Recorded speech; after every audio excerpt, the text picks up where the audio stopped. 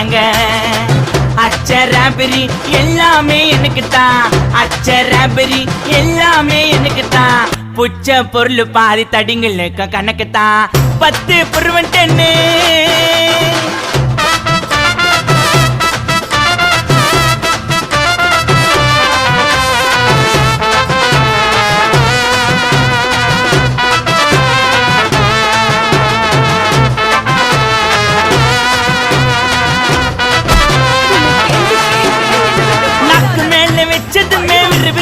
இருக்குதுங்க ஜன்னம் பறக்குதுங்க, நாக்கு மேல வச்சதுமே விறுவிறுன்னு இருக்குதுங்க, ஜன்னம் பறக்குதுங்க.